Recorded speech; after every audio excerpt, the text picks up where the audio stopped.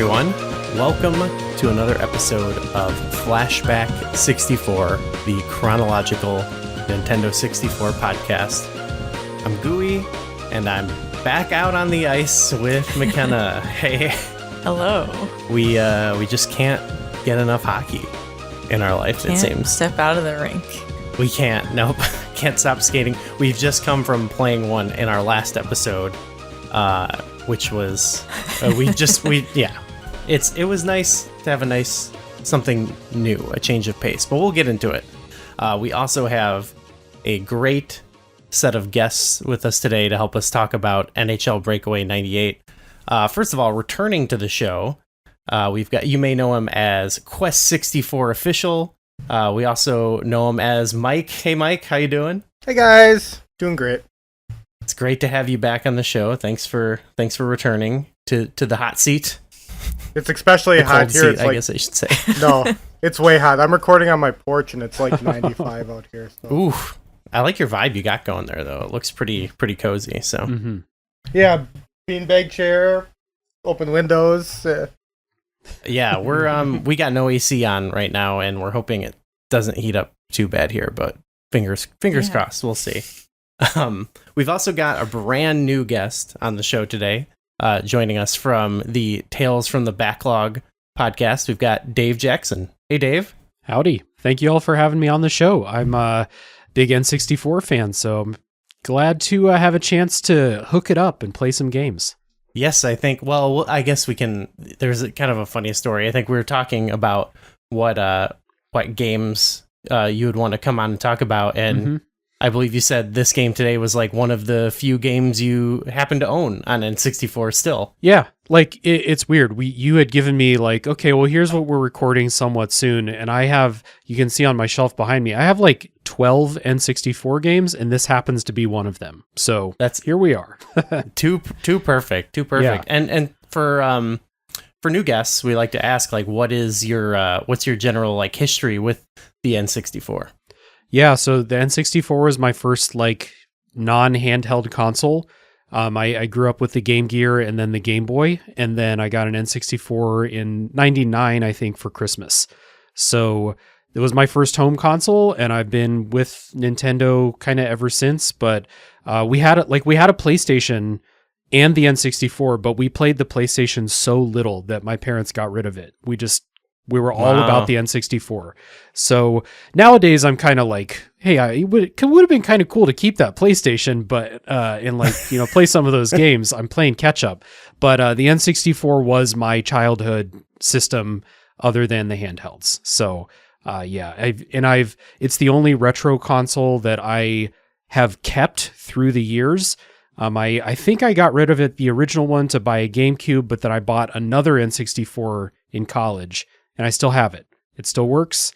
Still got not a bunch. I still have a small shelf's worth of games. But yeah, big fan and a long history with it. That's a great one to keep. I mean, the N64, it always gives multiplayer wise, if you have friends or anything like over and they're of that same generation. We just experienced that last week, and it's just really easy to jump back in and start gaming. So it's that's a great one to have held on to for so long, Yeah, absolutely. And so for a long time I lived overseas, and I had a bunch of my stuff in a storage unit, and the N64 was just in a storage unit, loose cartridges in a box, and most of them still work. Testament to the quality, I guess. That stuff just survived being in a dusty ass, storage unit for almost 10 years. So, yeah. And then like you said, I still got my Mario Kart 64. I've got some other, like a Star Fox 64, if anyone's over here. Easy to hook up and play. That's beautiful. Yeah, that's great to hear. I love it. Mike, great to have you back. I think we went over your history last time, but everyone knows you're kind of an N64 aficionado, especially of some of the lesser loved titles. So we appreciate you coming back to maybe talk about a lesser loved title. So thank you for joining us. No, thank you. I was super excited. I heard hockey, which is one of my trigger words, and then Dave is going to be here, which makes it even better. So Yeah, at one point I collected Yeah. a few years ago, well, kind of just after pandemic time when all video games were super expensive, I decided I was going to collect all the retail hockey games I possibly could. So I have a shelf over, just off camera over here, of every North American retail hockey game. So, and then played all of them for an entire summer as I collected them as well, because that's what you do with outdated simulation hockey games, is play them all. And I had a great time, actually. It was, Hell yeah. Yeah, it's great. We can also get, this is like a perfect cross section then. I always like we can get the hockey fans on as well. We can dive more into that with the game. But first, before we jump into that, I want to go ahead and give you all our flashback segment where we let people know what was going on at the time of this game's release. I don't actually have much because this game came out February 25th, 1998, which is the same day as the last game we covered, which was Jeopardy for the Nintendo 64. But I wanted to give you guys a chance to kind of bask in the, the I don't know, nostalgia or whatever was going on at the time. So really briefly, there's not a ton to get into, but this was the era of Titanic. It was the #1 song, the #1 album, and of course the #1 movie for like multiple months going at this time. So I don't know if this is something that connects with you guys, but Dave, like, you have any history with Titanic, or what were you doing around this time? Wasn't watching Titanic. I've never seen that movie. So Wow. Okay. yeah, what was I doing? And Mike shook his head. So what I was doing instead of watching Titanic was I was probably watching Ace Ventura: Pet Detective for the 130th time. And probably, no, I didn't even have Pokemon then. I don't know what the hell I was doing in 1998, honestly, because my memories of like what games I was playing and stuff starts when I got Pokemon for Christmas in 98.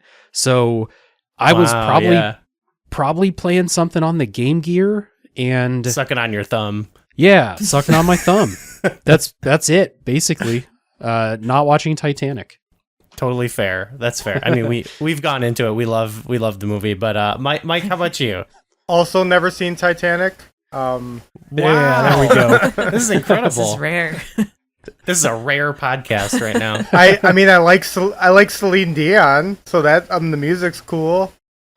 But The music no, 98. is cool. I think we were playing Bomberman 64 and maybe NWO World Tour and maybe some GoldenEye. Probably not in February though.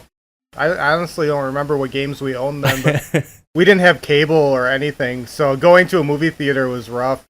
We had to drive like 20 miles for a movie theater when we lived out in the country. Yes, that's right. Everything was much later. I don't know, and I was like 14, 15 years old, so Okay. Titanic, not my jam, I guess. Yeah, that's not for, not every, I mean, it's surprising, but I mean, at the time we didn't see it either. It wasn't until later, but we have now seen it many of a time together. I will say, I haven't seen the movie, but I do appreciate Titanic's role in sports highlight memes. When people put the song behind like big game-winning shots or something like that. So that is my appreciation for Titanic. Also, My Heart Will Go On is an amazing karaoke song. So we do can have all other appreciate the contributions song. to my life, for sure. I guess this is a great opportunity that we can just say, you should check it out. You guys should check it out. You might like it. Yeah. Titanic. I love Recommended. recommending. Yeah. It's like you guys should check out The Beatles. You might think, Yeah, that's exactly. pretty cool. Yeah. Ocarina of Time and 64. You might like it. Who knows? I have addition to throw on from our last episode where we mentioned that also the Grammys happened at this time, and we did not watch them before our last episode, but we did watch the Grammys since. And I wanted to throw on our previous guest John pointed out that this was the Grammys where the guy interrupted the Bob Dylan performance where he came out dancing shirtless with soy bomb written on his body or whatever. we watched the Grammys, and we also determined this was also the same Grammys where Old Dirty Bastard from the Wu-Tang Clan interrupted one of the awards being presented. So this was kind of an all-timer Grammys with two of like the most iconic interruptions ever. Also, Chris Rock and Will Smith hugged. Chris Rock and Will Smith hugged on stage. I was a little nervous there, yeah, but yeah. Otherwise, you know, it was a fun watch. You got to see Men in Black, Bop. You got to hear Kelsey Grammer hosted, and you got to hear him say Bop, which was really fun. Celine Dion sang. Celine Dion did say, and she sang the Titanic song, and they were like, she's doing this without, like, she was replacing someone else, and they're like, she's doing this without much rehearsal, and I was like, okay, I don't think it was that difficult for her to come and sing this song she had been singing a lot at the time, but it was amazing still. So I don't know how y'all see it, but when it comes to the children, Wu-Tang is for the children. We teach the children.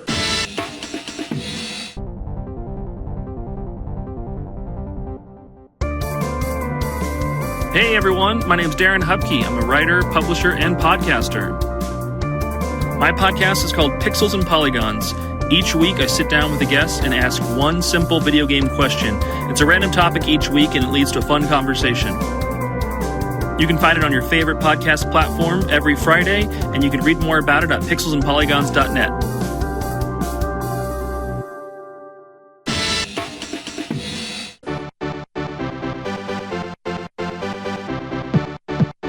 let's cut the nonsense and let's get straight to the hockey. McKenna, set us up to talk about NHL Breakaway 98. NHL Breakaway 98 is an ice hockey game developed by Sculpted Software and published by Acclaim. Play modes include Exhibition, Practice, Shootout, Playoffs, Season, and International Tournament. In an Exhibition, you'll play a single match between any two teams.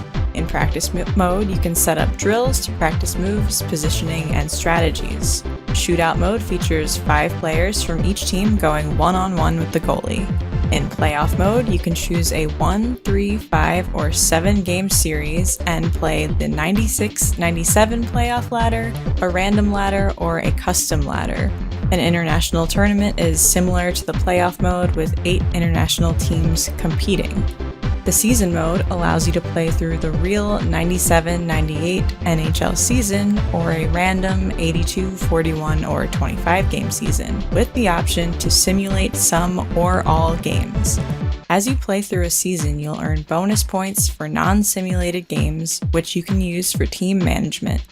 These points can be used to hire coaches, draft and improve players, and treat injuries. Other features in the game include backwards skating, which you can use to fake out the goalie, and losing equipment after a hard hit, which will affect how you play. Hook, check, and shoot your way to victory in NHL Breakaway 98. Yeah, as you said, Sculpted Software was the developer. They were renamed Iguana West after acquired by Acclaim. They previously had worked on the Super Star Wars games as well as the SNES ports of Doom and Mortal Kombat's 1, 2, and 3. This was Acclaim Sports, as you mentioned, which also released NFL Quarterback Club. And originally, it was published on the PS1 in 1997.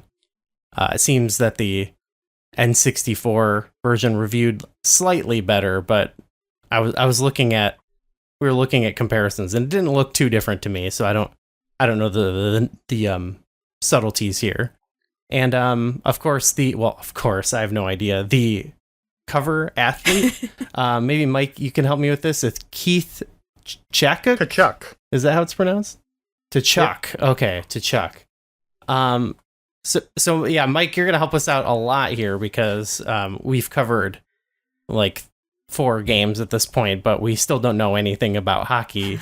So it sounds like you're a big hockey fan in general outside of video games. I am. Not of Phoenix. That's a Phoenix Coyote, Keith Tkachuk, on the cover. And they were a new franchise then, so I feel like maybe they kind of like artificially pushed him onto the cover. I'm not a big Keith Tkachuk fan. so he didn't deserve it. Okay. Shots fired at Keith Kachuk. Big fan of the show too, Mike. Yeah, listen to the show. Big Kachuk family, big fans. Yeah. We better be careful with what we say. Yeah. So what's your team then, Mike? I'm a Red Wings fan. Red Wings. Okay, perfect. And we established this. They were good at the time. They were the team. Okay. So you've played all these games, I guess. So like, do you have a personal like history with this one, or was it just part of that mass collection of hockey games that you did? I do remember renting this one when it came out. It kind of fit like a weird spot because you guys have done NHL Wayne Gretzky 3D hockey. It's already correct. It's already happened in the time. Correct. Yeah. In the good timeline that we're living in. Mm-hmm. Yeah. So that one is, awesome NBA Jam style arcadey 2-on-2 hockey. And then we had, this came out, but right after this, we had NHL 99. Well, up until 98, this time, you could still play NHL 98 on Super Nintendo or Sega Genesis or PlayStation or any of those. Those games were still coming out in 98, which is also weird for this timeline, but it's real. This game kind of fits in between the, arcadey, fun, like 2-player, 2-on-2 kind of thing, and then the simulation that you would get from an EA Sports NHL title. So, I remember renting it and thinking it was like fun, but I didn't rent a ton of simulation sports games unless they were the pinnacle or the absolute newest one, because there was, this was back before EA bought licenses to everything. So you had a lot of competing sports games for different systems and made by different development teams and different producers. It wasn't just EA buying the NFL or NHL licenses and then just being the only kid on the block. So it was one of many. And then I replayed it a couple years ago with a friend who was also doing a podcast on this exact game, and we played a full season, and it was a great time. I still enjoy the mix. It's just I don't think this would ever be my go-to. If I wanted something that friends could pick up and play, I would pick Wayne Gretzky, and if I wanted to do like a full franchise, I'd probably go for NHL. But it's a fun in between. Yeah. It seems like a thing we've gotten from other people on the show talking about hockey games at the time was like this and Wayne Gretzky were like good enough options, but it seems like other consoles were maybe the ones bringing the heat with the hockey games, even the last gen consoles, like you said at the time. But this is like the first one that's not a Wayne Gretzky 3D hockey style game. So we've played like 3 different versions of that. Yep. So I could see like at the time it's like, okay, if you finally want something that's a bit more like realistic simmy, like this is a good enough option. At least that's the impression that I get from like reading reviews and my own experience. But again, I don't know all the nuances of the hockey games, of course. But Dave, how about you? You own this game. Are you a big hockey fan, or did you just happen to own this game? So I've always liked hockey video games, but I don't pay attention to like the sport a whole lot. I just don't have like the brain space for more sports. I probably put too much attention into football, baseball, and basketball. But I do jump on the bandwagon of the local Columbus Blue Jackets whenever they're good, which is like once every 10 years to be fair. But I will jump on if it looks like they might make the playoffs. I'll start paying attention. But the cool thing is, or weird thing, in 98 or 97, there was no Columbus Blue Jackets. So back when I was playing hockey games on the N64, I played with the Red Wings because my best friend, his family is from Michigan, so they rooted for all Michigan and Detroit sports, I guess, specifically. So the Red Wings were awesome, and they were like my kind of the family. They babysat me after school, so they're like a second family, and they were all huge Red Wings fans. Oh. So I watched like the playoff runs that the Red Wings made, and then when I played these games, I played with the Red Wings. So I like I've lost a lot of like the player names that I knew back in the day from the other teams, but I still remember the Red Wings roster. So I'm like, I'm playing the thing and I'm like, oh, Brendan Shanahan and all these players. I remember, I haven't thought about those names in 25 years at this point, but it's still up there.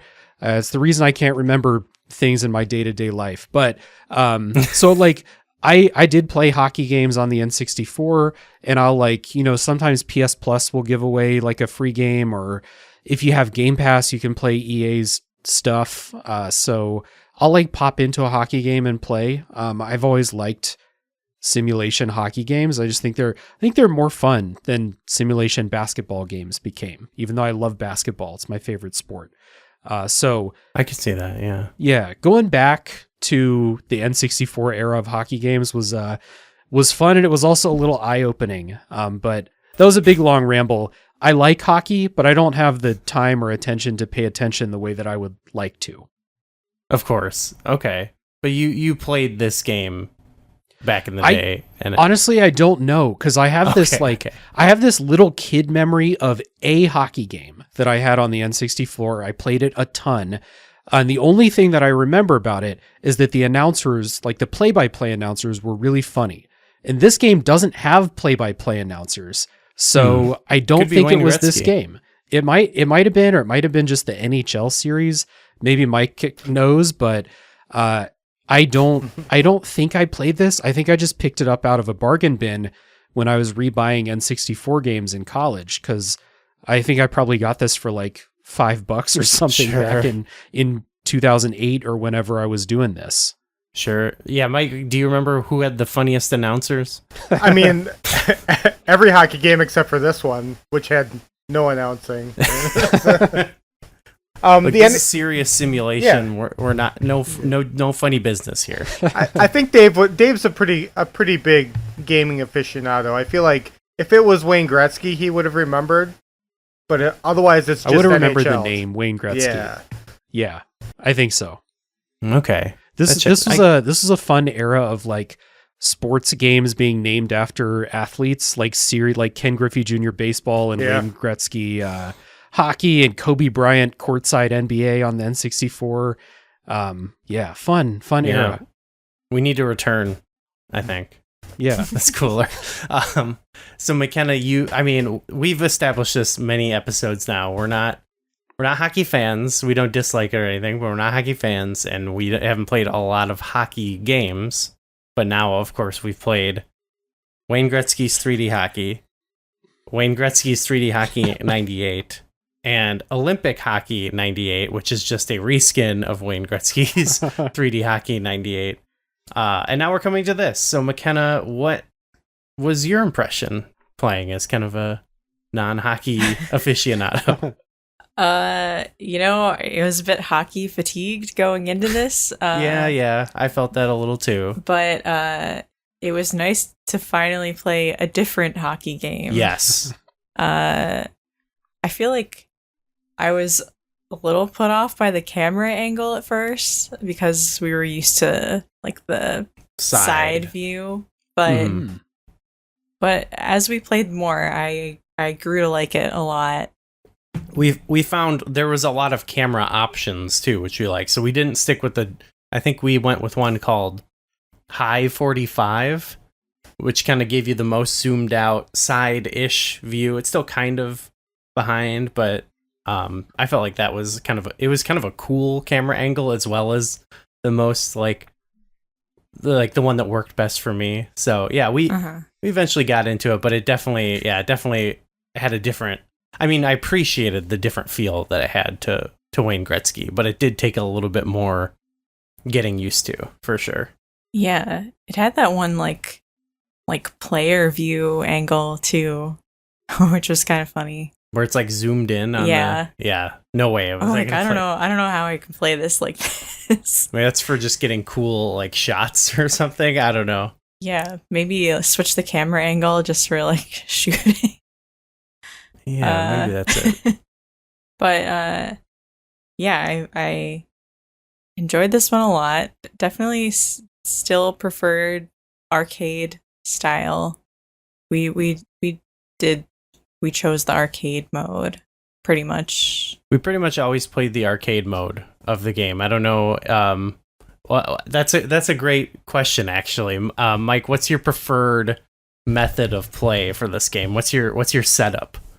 So this game puts me in a weird spot because if I'm gonna play a simulation hockey game, it's like to try to do a whole season and then get like accurate stats for all the play. Because you want to be like, oh, I was leading the the Eastern Conference in hits or whatever thing you're going for. But because of the pace of play on this one, if you play this simulation baseline things, the stats are all fucked up. Sorry, I don't know if we swear on this podcast, but like, yeah, no, you're good. You're good. Well, like you can either increase. So how is that? You either increase the time, and then like all of the like hit and shot numbers are like all, like NHL records, or you like play arcade levels of time, which is like, what's that, like 2 or 3 minute periods or whatever it is, and then you don't get shorter. You don't get any of the like stats that you would build up over a normal season or anything that you would track. So, like I said, another game in the middle. Playing the arcade is fine if you have somebody over. Like, you guys are obviously just experiencing the games and you just want to play the games and have fun, and that's the way to go for that. But if you're going to play 72 games or 82 games or however, whatever, then you try to get it as realistic as possible. I understand. That's something we never did. We didn't do any of and this is kind of typical for a lot of the sports games, is we didn't get super deep into seasons or any of that type of team management stuff. And it's a little daunting for one, just because you don't know, you don't know exactly how the sport works, but also it's like, I need a game that kind of grabs me enough to like want to convince me to do it. The farthest I got was I did it a little bit with International Superstar Soccer. Yeah, because I quite enjoyed the game, and even though I didn't understand the sports or the team lines or team management, I was like, oh, I'll play. I didn't get very far, but I started playing a little bit of a season. But yeah, this was a fun game and stuff like that. But yeah, it wasn't one that I was like, I'm ready to commit to like doing a full season of or anything like that. Sure. This one does reward you though. That's what when McKenna was talking about the points, I think they're just called breakaway points, that you're rewarded. And all those, when you go through the seasons, then you use those to like sign free agents, hire a better coach, make plays, you can create your own players. There is like a prospects kind of thing too, and you use breakaway points for more prospect recruiting and stuff like that. And it's got a cool season mode, but I don't, like you said, I don't think anybody's like was buying this game or Acclaim games in general for that thing, because they were so like entrenched in the EA Sports games at this point already. Okay, yeah, that makes sense. Yeah, that's something I would have had no idea of, so I'm glad we had you here. How about you, Dave? Like, when you played this, would you just play a couple games, or like, is this something you wanted to check out the season mode on or anything? Yeah, so I started out just by playing a couple of games and just, seeing what it is and trying to remember how to play. Turns out I wasn't remembering, I was learning because I had never played this, but that was where it started. And then, the last couple days I started a season mode, and it was one of those where it was like, all right, I gotta play a little bit, do my homework, come in, be ready to talk about the game. And then I would get to that point where it's like, I gotta go do something else, but I kind of want to play another game. So the season mode was starting to like loop me in. Not enough. I didn't play enough that I like started to really, use those points that you earn, but I was having fun playing once I like learned how to play again, basically. And I turned the period length down to 5 minutes, which seemed like, so the games go pretty quickly. You get through them, and I feel like we come out of them with like normal hockey scores and like probably still like maybe a normal number of shots. You get like shots on goal like every 10 seconds in this game.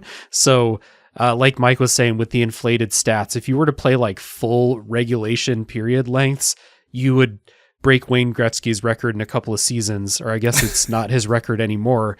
But yeah, I played the season, and I like, had I more time, I would probably have kept playing more season mode, because that's like Mike said, when I play games like this, I very rarely will just boot it up, play one exhibition, because if I have the game in the first place, it's because I want to do seasons or franchise modes, because that's what I grew up doing,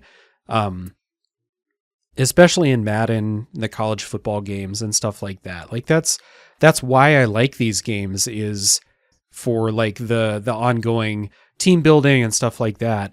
If I want to just play an exhibition, I will play is it Wayne Gretzky is the NFL Blitz equivalent? Like I'll play that game if I just want to play one game and have fun, you know? Yeah, that's typically what I'll go for as well. Like if I'm just trying to get in and get out. But I also once I started to feel comfortable with the mechanics of this, it did start to win me over a little bit. Like I was never really against the game, but I noticed with the, with Wayne Gretzky, everything's kind of, it's arcadey, it's snappy, like the puck just kind of goes to the person or whatever, and there's not much to it. But I did notice in this there is a bit more there's physics involved, and I found I was getting kind of impressed by that, like the way the players would interact with each other, or like the way the puck would move.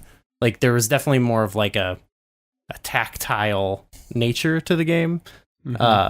So I did start to appreciate that as this does feel like more of a sports sort of game where you really actually kind of have to think about that sort of thing, as opposed to just I hit B and it kind of snaps the pass to someone. It's, you have to think about it a little bit more. I mean, it still does a lot of the work for you, but I don't know if you've ever really felt like that, McKenna.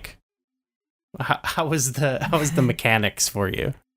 Yeah, I guess last time we were playing, I noticed I was able to just hang on to the puck and just kind of skate around, weaving through players instead of just being super clustered and not being able to maneuver as much and think about what I was doing. I feel like in Wayne Gretzky, it was just constantly pass or shoot, whereas here I'm all right, I'm skating around a little bit and thinking about what I'm gonna do next, trying to set up a good shot. Yeah, once you figure out how to do the one-timers, that becomes a pretty reliable strategy. So setting that up, it wasn't really until the last game I played that I felt kind of comfortable with that. I was oh, okay, I could see myself playing more of this. Sorry, go ahead. I never got to fake out the goalie with the backwards skating, but I like the fact that it had backwards skating. We had some fun with the just doing it. I was and we were kind of cracking ourselves up by just backwards skating everywhere. So that was a lot of fun. We did actually too get a chance to play this with two of our friends who were hockey fans, which was fun because they were, the teams were coming up and they were looking at the rosters and they're oh my God, this guy, I couldn't even tell who we were talking about, but they were pumped. But we split it where you played on a team with one of our friends and I played on a team with one of our friends. So it's kind of even, us not knowing anything and our friends who maybe they don't know that game that well, but they know hockey. And it was also a fun multiplayer game. We didn't know at the time exactly what we were doing, but it was fun. Yeah. I also noticed with the, and I think we were reading about it too. Just the different players, we did the create a player, and depending on the size of the player, it's the way they interact with the other players changes, which I thought was cool. So again, leaning into kind of the physics of it all, or whatever, there is a bit more of a actual feel to the game as opposed to your Wayne Gretzky or whatever. So that was pretty nice. Yeah, just the slightest little hint toward physics in video games, or quote realism in sports video games, right? Your smaller defenseman is not going to be able to like blast some guy the same way that like your big frontline guys might be able to. So, but the backline guys are a lot faster and stuff like that. So, it's cool. It's cool to see because like someone had said, Mike was saying like you are still having like sports games made for like the 16-bit consoles at this point, and that's not. I don't feel like that's something that they could really like get in those games. I haven't played them, but I assume that that's not something that they could have like really done. So I don't know. Is this the horsepower of the N64 getting like some physics engine shit going on? Or is it like, oh, we just, big guy meets small guy. We do a little math and you can blast him over really easy, like a probability or something like that. But it is kind of cool. I mean, because I don't know how you all felt. It's really easy to play defense in this game. As long as you're not like skating wildly and like boosting everywhere, it's really easy to just like get close to a guy, hit the check button, maybe like in the right direction.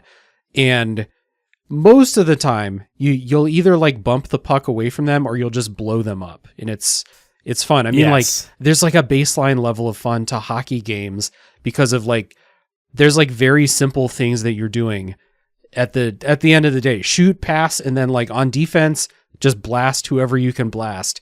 And this game is still arcadey enough that works. And so that led to defense being super easy though, because like maybe because I was playing as the Red Wings and their defensemen were really good in the game, but it was just really easy to, whoever has the puck, just go blast them, steal the puck. And it worked most of the time. Maybe it's because Lidstrom is like one of the best defensemen of all time, but Yeah, I think defense didn't have too much of a problem with. We definitely struggled with scoring. Yeah. At first, but I don't know. What do you make of that, Mike? How's like the defense for you? No, you guys are absolutely correct. The defense, and especially your teammate defensive AI is really good in this game too. So as well as you being able to play good defense, your teammates are good too. Offense for a game called NHL Breakaway, it was definitely weighted the wrong direction because breakaways do not work on this game. And compared to other hockey games from this time, like I found myself getting like an incredible amount of my computer teammates getting offsides, like 20, 25 a game if I didn't turn them off of the simulation stats, which doesn't happen in most games. They're smart enough to stop at the blue line and wait for the puck to get over it. Not in this game. They will just fly all over the place. And once you got down into the zone, they were better at like playing offense, like staying spaced out and stuff. But there was something with the AI, something that Acclaim did in here that just wasn't quite right. And but they definitely made sure to, like you said, with the weighted physics, that was a calling card. Back of the box thing for this game was each individual player has like their player size, speed, and their hitting ability all was factored into the checking and the weighted animations for that. Yeah, I like kind of like what you said, Dave. Like, I don't know how advanced that actually was, but since I think we hadn't played anything quite like it, like the most we got out of like when you're like in Wayne Gretzky, when you go and like steal or check someone, you just like, it's like hitting them in Mortal Kombat or something. It's like bam, Whereas in this, like the way you hit them and even the way like the puck kind of goes away from someone when you like check them or whatever, like it has that it has a bit more of like this realistic feeling scramble to like kind of regain the puck and everything. Yeah, that I haven't really seen on N64 at least, and nowhere else honestly, because I haven't played any other hockey games. So I think we've had this with a couple of the sports titles we played, where I'm like we had this with like the NBA in the Zone, where I was like, oh, there's like cool simmy stuff in this, but it's only like because I didn't have much to compare it to other than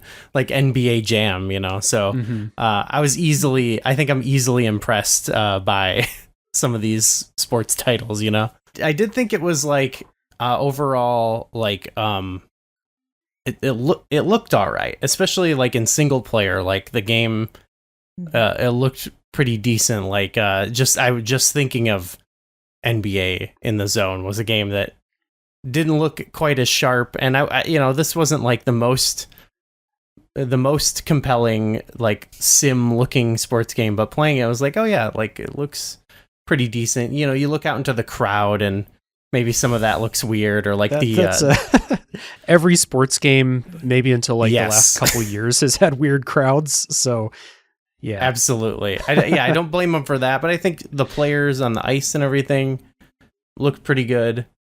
Even looking at the PS1 version, like I thought it had a decent like look to it and everything. Like I'm not quite sure why that one reviewed a little bit worse, but it was pretty much the same game, it looked like to me.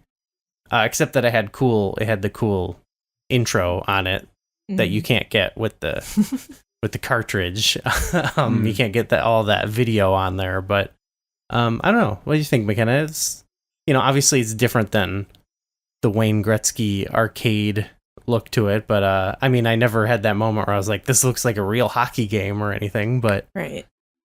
I think even when we played multiplayer, it ran pretty well and everything. Good. Yeah, with all 4 of us playing. It was a little chaotic, but did you ever lose any equipment?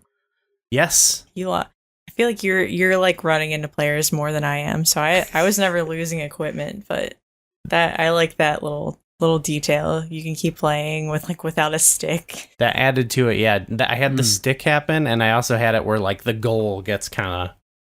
I think you were there too. Like the goal gets sort of pushed back or out of the way. That's always fun. Mm-hmm. Yeah, yeah. I like that extra detail. It's like that. It's like the opposite end of like the goal becoming like a brick wall. Yeah.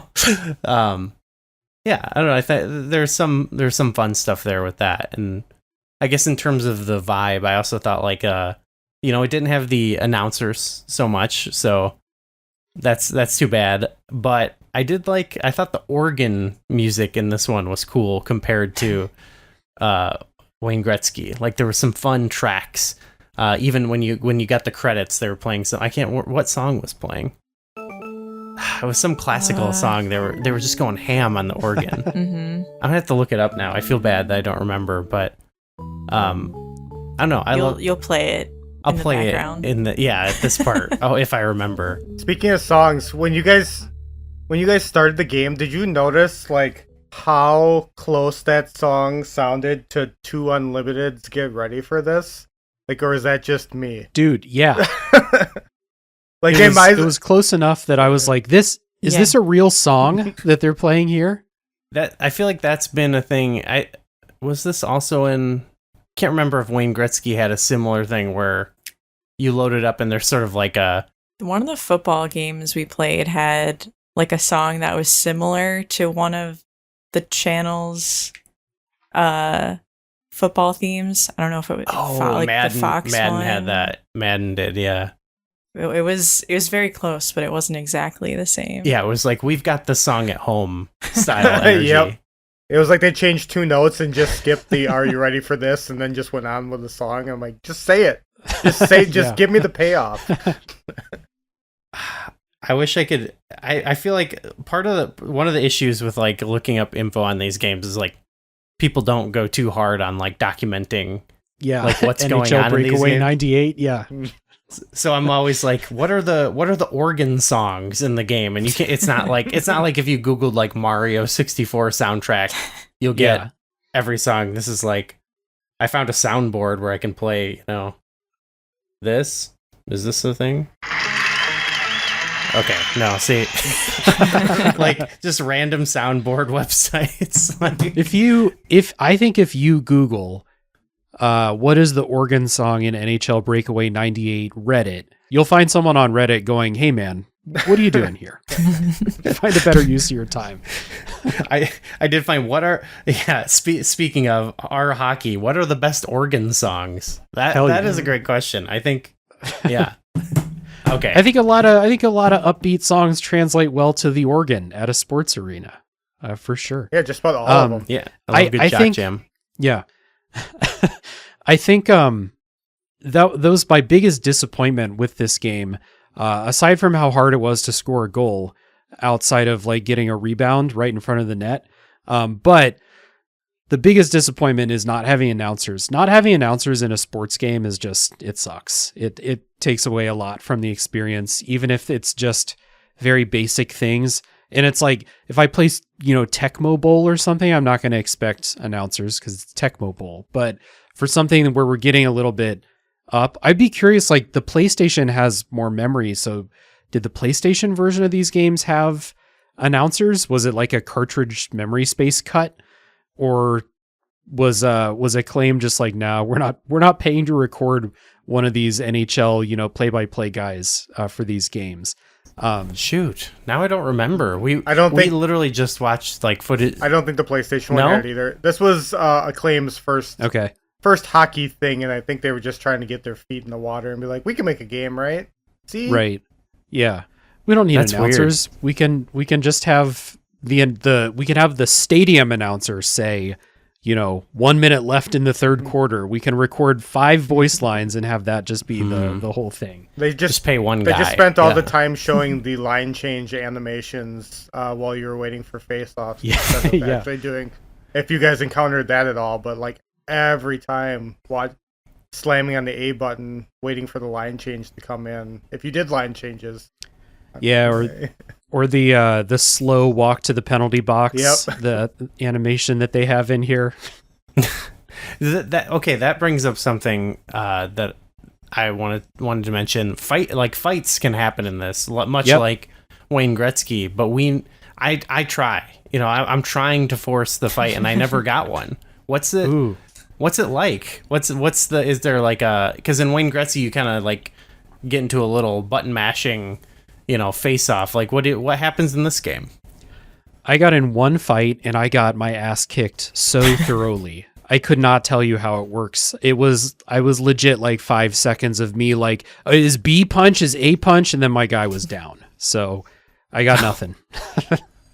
And I don't know like what especially forced it. Like 2 guys hit each other really hard, but that happens all the time in this game. So I don't know what caused the fight. Mike, do you know? What causes it? No. But the fight, or how to fight, or yeah, anything the like fighting, that. There's only give like me fighting advice, Mike. Yeah, I'll give you fighting advice. Yeah. No, there's only, if I do recall, there's only B up and B down. So it's like a high punch and a low punch. So like the pull the sweater over punch and then the under punch. So it's like rock, paper, scissors. That's what most hockey games do for fighting. It's like kind of back away, punch their head or punch the stomach, and then, eventually it ends. This is not one of those games where they didn't put a huge emphasis on it, though. Yeah, that's fair. I feel like if you're trying to straddle the line between sim and arcade, like maybe that's not like the biggest feature you want, but I'm glad that it was there. I feel like I would miss, even though I didn't encounter it, like the game would be more incomplete if it didn't have that over like the announcers. Though that was really weird. Like I don't think, we have not played a sports game McKenna without announcers on N64, right? And in fact, most of them make a big deal about who the announcer is. It's usually some. That was probably it. They didn't want to like license someone else to do it. Okay, we talked about the other modes and stuff like that, but there was also, we did a little bit of like there's like the shootout mode, which I thought was quite fun. It was more fun to just do against each other, because I feel like we're worse goalies than the computer they put you up against, the AI. So it was more fun because we were more likely to kind of like score on each other, and it was a bit more fun. I don't know, what do you guys ever get into like shootouts or anything like that? Is that Dave, is that like a draw for you in the game?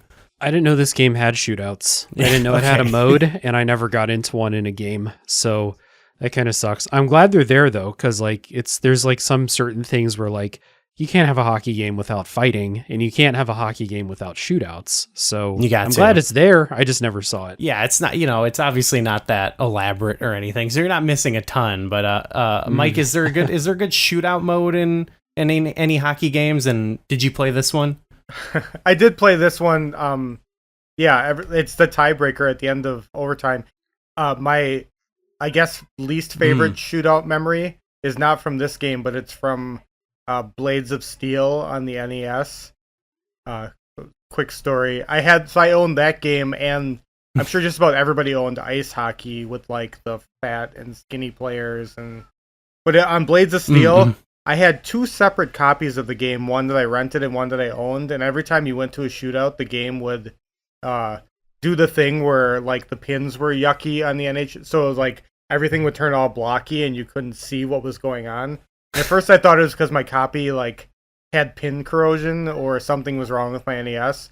But after renting another copy of Blades of Steel and not being able to do a shootout after, going through a whole game and the overtime tied and then going to the shootout, I never got the gratification of finishing a shootout in Blades of Steel. Or I guess I probably did finish one, but I couldn't see what was happening because it was just a bunch of blocks on the screens. So this game was much more satisfying in the shootout. That's too bad. After being soured for decades by Blades of Steel NES. Oh, that's too bad. Oh, dude, Mike, one more thing, and maybe Gooey and McKenna, too.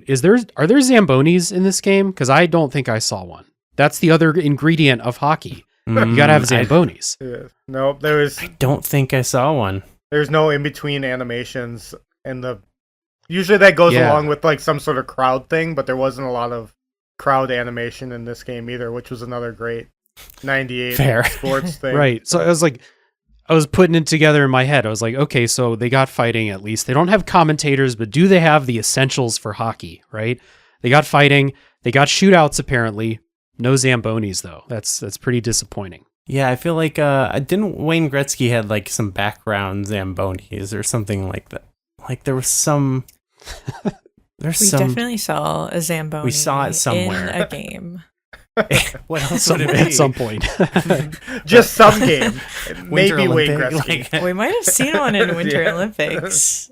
That's that's the Wayne Gretzky seal of quality, though. Like, if he's going to put his name on the game, there's going to be a Zamboni in there. He's a hockey player. He knows what's up. Yeah. Could have been in anything. Could have been Mace the Dark Ages. Yeah. You got to get some of those stages. Could have been Wheel of Fortune. Yeah. Jeopardy, yeah. Yeah, no Zambonis, no. Okay, so now after just Dave, you're like making me like the game like less. Like I came into this, but I didn't realize what I was missing, or I wasn't thinking about it. So, damn, that puts it all in perspective a little bit. Yeah, if I was writing a magazine review in 1998 for this, it would be like you'd dock a full star for not having a Zamboni in a hockey game, I think. Yeah. The Zamboni and point, you'd write something really snarky about it too. Yeah, some really quip about subtracting from the realism because of lack of Zamboni. Exactly, yeah. They do make you, well, you don't have to sit through it, but like when it does the national anthem and it kind of like pans over all the players multiple times, that's such a like awkward part of the game. But luckily you can kind of skip that. But it feels so like, I can't even describe, how does it make you feel? It just feels like awkward. I don't know. Yeah, I'm like, what am I supposed to do now? Just listen to the song. It was similar. It was actually worse in Olympic hockey, where they're doing the different countries' anthems, and everyone's just kind of, or like the guys are just kind of like posed there. Oh yeah, they're like, we're ready. At least in that one, I imagine them like I'm picturing them all with their hands over their hearts, even though they don't. They should have like put some animations of someone crying or cut to the crowd. Yeah. Yeah, I mean, otherwise, like, other than the fact, like Dave made me think less of it, but I kind of came into this thing, like, feeling similar to, the NBA game we just talked about, where it was like, I could tell this isn't like the peak of the genre, even with like what little I know. I know there's probably better options, hopefully going to be better options that we will come across on the show, fingers crossed. But that being said, since I don't know too much of what I was missing, it was still like fun enough to play a couple of times. Is that fair? Do you have any other thoughts on the game or anything? Any parting words for NHL Breakaway?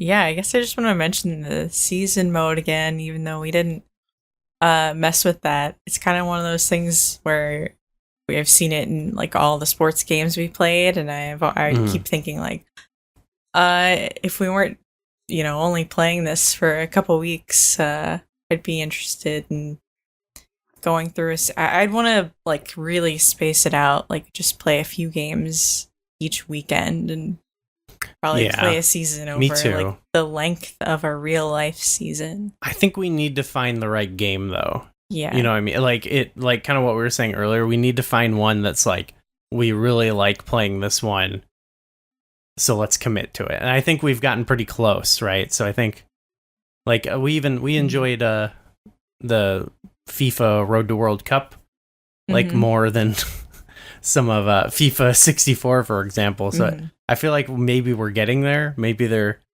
incrementally getting better. I don't know. I don't know how good the N64 gets with these various sports games. I don't know if you guys have any that you think we'll get to that will stand out. But yeah, for us, I feel like we haven't found the right game just yet. I think that so I think NHL 99 was the game that I had when I was a kid that I really, really liked.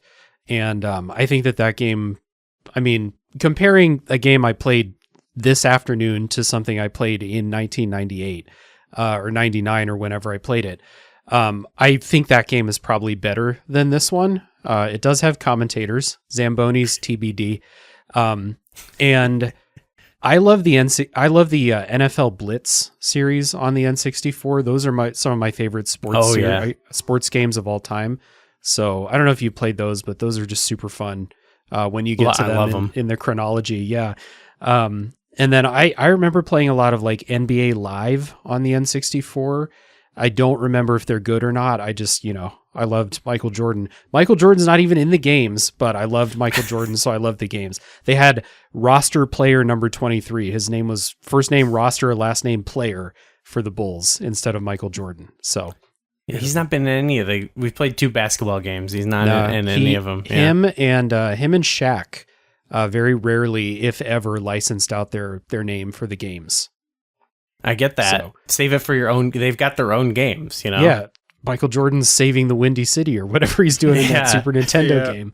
So, I think like taking away after like playing this game, I guess for the first time, I think that hockey games, there's just like a baseline, like hockey as a sport is easier to like do an okay game, I think, than basketball or football. Soccer is probably similar to hockey in that way, where it's like at the end of the day, like, I mean, one of the first video games of all time is not that different from hockey. You're trying to get a little thing into a little space. So like at its core, it's pretty simple. Try to score goals and then hit the guys so they don't score goals on you. And it's a really simple formula. And so like, I don't think that NHL Breakaway 98 is like a great game or anything. I think it's too hard on offense, and I think it feels bad to shoot. That's like one of my biggest complaints about what it feels like to play the game is slap shots feel terrible in this game. They're too slow. But otherwise, I just think that hockey as like a game, I might be talking out of my ass here, but it feels like it's easier to make a decent hockey game than a lot of other sports. So like, give me a random hockey game. It's probably fine. And then it might be actually like really good, like maybe one of the other ones. But I had a good time playing this. Like I said, I was playing the season mode and I was like, well, I got to stop. I got to go cook dinner. I would want to get another game in though. Like I was getting those feelings. So what more could you ask? Okay. Hopefully we maybe spark something in you. You can get a good season going. Yeah. Or maybe I'll pick up NHL 99. I'll go hit the retro store and see if they've got it. That's the move, let us know if we should be excited for that one. Yeah, you said, Mike, that's like the good one essentially. Well, there's Breakaway 99, but as you're now aficionados of the Wayne Gretzky series, Breakaway 99 is literally it's the same game, just like the Gretzky games are with updated rosters. Gotcha. So you played this one, so you got one more of this exact game to look forward to. And then there's only one NHL game. NHL 99 is the only EA one. And then there's Blades of Steel on this as well, but I that's not going to be the jam. I promise. Okay. I just wanted something. I wanted some hope, So it's coming. You'll have NHL 99. There's lots of good sports games though, like Dave was saying. For pick up and play, the Ken Griffey baseball games and the All-Star baseball games that Acclaim made are both great. And you guys have already touched some of the soccer stuff that's really good. You play Quarterback Club, which is not the best football. Once again, it's kind of got the same thing going on with this. But there's lots of fun simulation sports. And if you guys really do end up liking hockey, the EA sports that come out every year, I know like Madden gets blasted for same game every year. But like hockey is really fun because like the online mode, you just make one player and then that's your online player and you can play as a team with 5 or 4 teammates against 5 other people. Like they control everybody on the ice, or you can go with whatever so it's really fun to like that's sick. Squad up like like Fortnite style and take your team online and play hockey. It's honestly, we did that for probably like 5 straight years. We bought the new hockey game between like 2013 and 2018, and that's all we did was for online stuff. Was if we were doing, it was either shooters or NHL. I played a ton of that style of hockey, and it hasn't really changed. So if you do end up liking hockey, there's lots of hockey for you. Just maybe not N64. I think there's darn. Okay, I'm hoping there's something we'll get into. There's a chance of it because like we like the soccer games. McKenna, you enjoy soccer, so I feel like it's got a chance to get its hooks in us. But this wasn't necessarily a game to do it, but it was a fun game. It was still a fun game. And who knows, we'll probably play it some more down the line. I definitely I feel like I still need a break from Wayne Gretzky. So like yeah. I was named after the sound of a goal being scored. Kachuk. Last season, goalie served my name 52 times. Could have been more, but I spent over 200 minutes in the penalty box.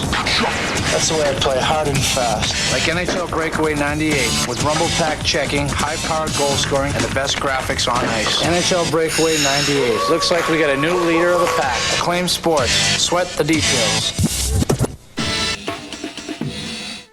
Hello, we are Kirby Conversations, a podcast on Kirby, along with other adjacent subjects like Smash Brothers, HAL Laboratory, and other related Nintendo games.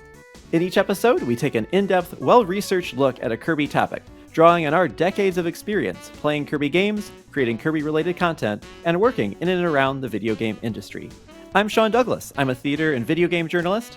And my name's Bridget. I'm an online Kirby commentator and collector. Our team also includes photographer and Nintendo ambassador Kai Captain Dangerous Parker and Gigi, the editor-in-chief of Wick Kirby. Join us for deep dives into Kirby's history, interviews with industry professionals, and even inside looks at Nintendo, as together we explore all things Kirby and HAL Laboratory. You can find Kirby Conversations on Apple, Spotify, or wherever you listen to podcasts.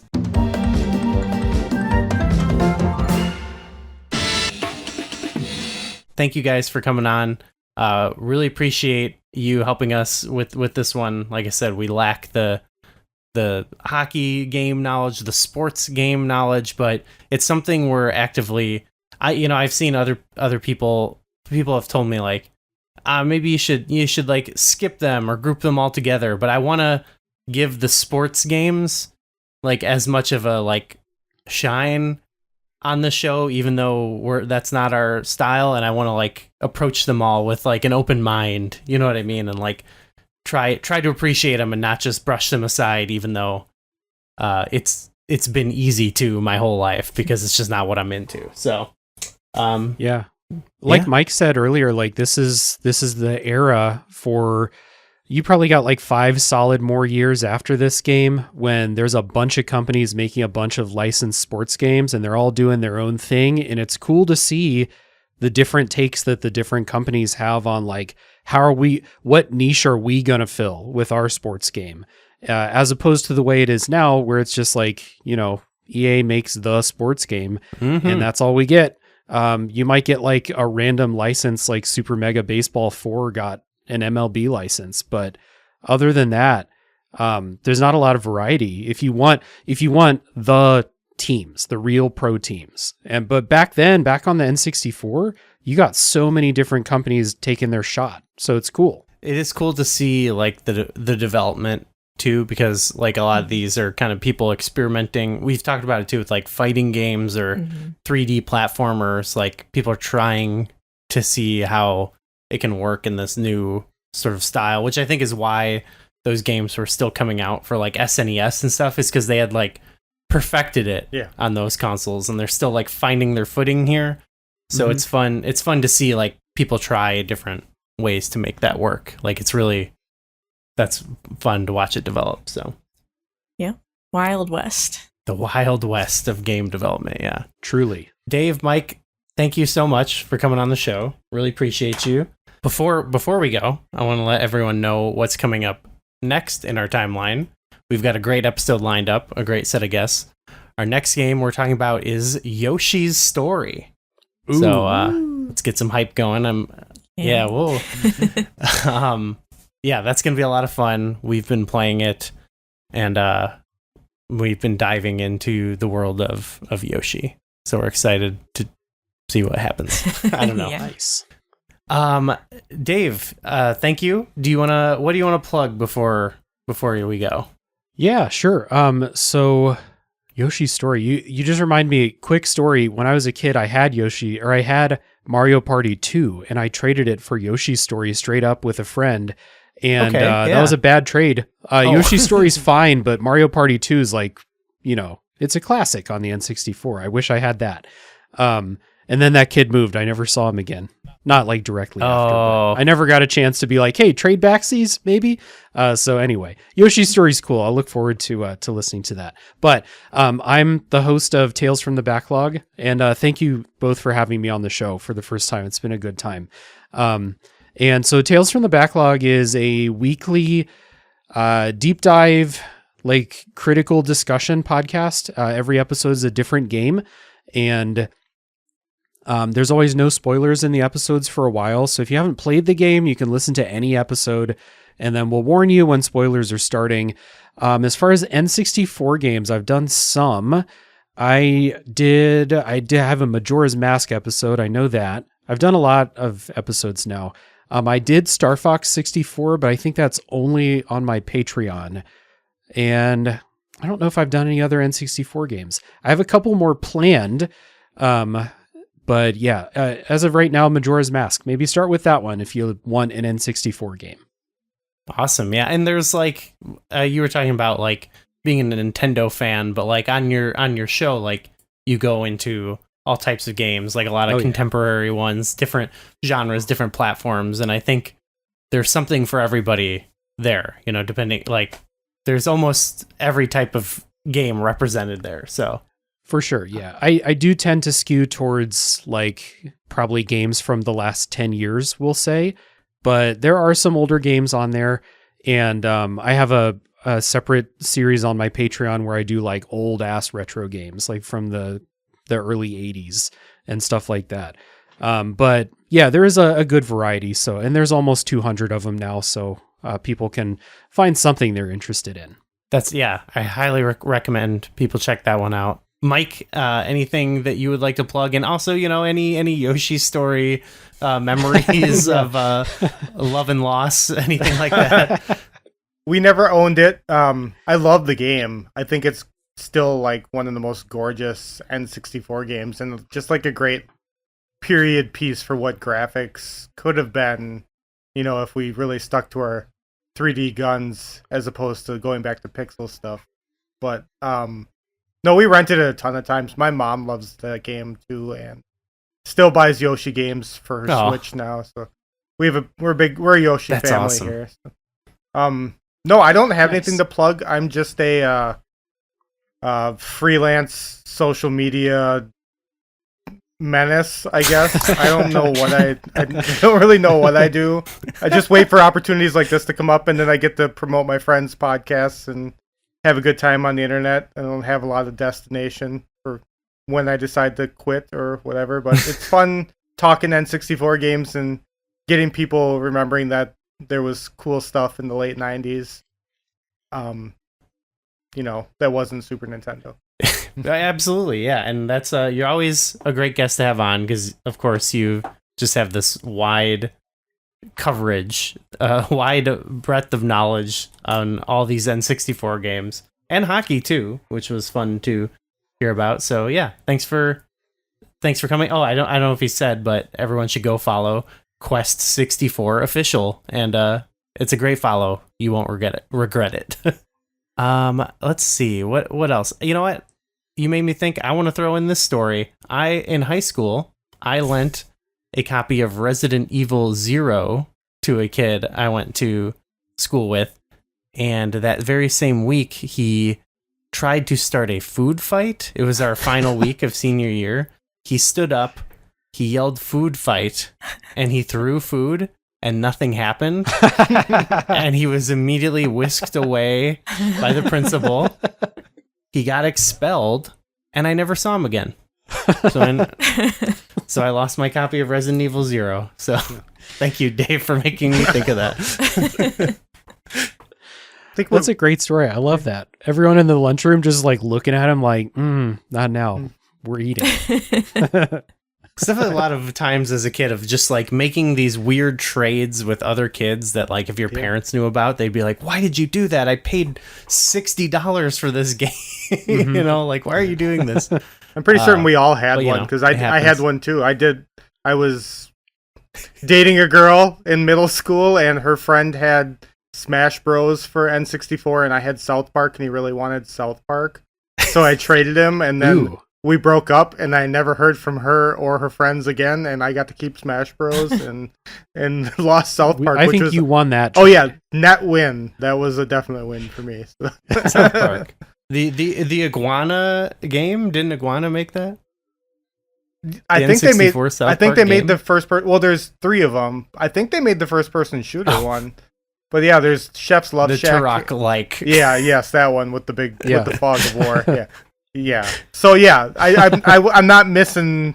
I have a copy of South Park now, but I'm not missing that particular copy. Fair enough. McKenna, how about you? Anything like that happen? I mean, I let friends borrow games, but I don't think any of them ever disappeared on me. No foul play. No food fights. Yeah, you're luckier than all of us, I think. Yeah, I guess so. Well, McKenna, great job today. It was a great episode. We're gonna get out of here. We're a proud member of the Soundstone Podcast Network, so everybody go check that out. Soundstone.network is where you'll find all the other shows, Kirby Conversations, Pixels and Polygons. Highly recommend them. And you can check out all our stuff, Patreon, merch, and whatever else. Our website is flashback64.com. Go over there and you can find all our links and various things like that. So thanks everyone for listening. We'll see you in 2 weeks when we talk about Yoshi's Story. Bye-bye. Bye.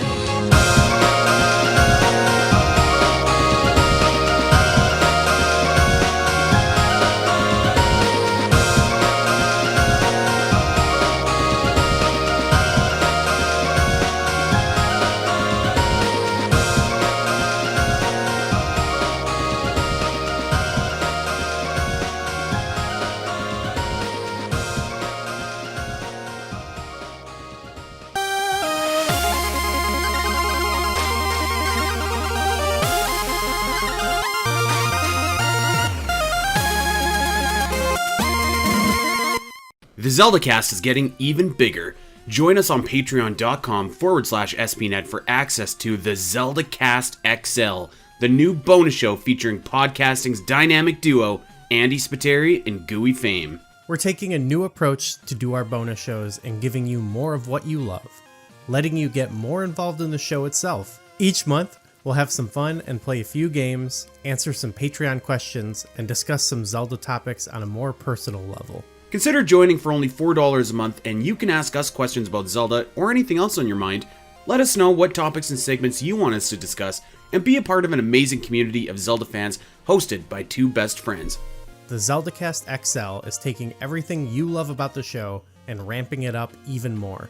So come and hang out with us, only on patreon.com/spnet.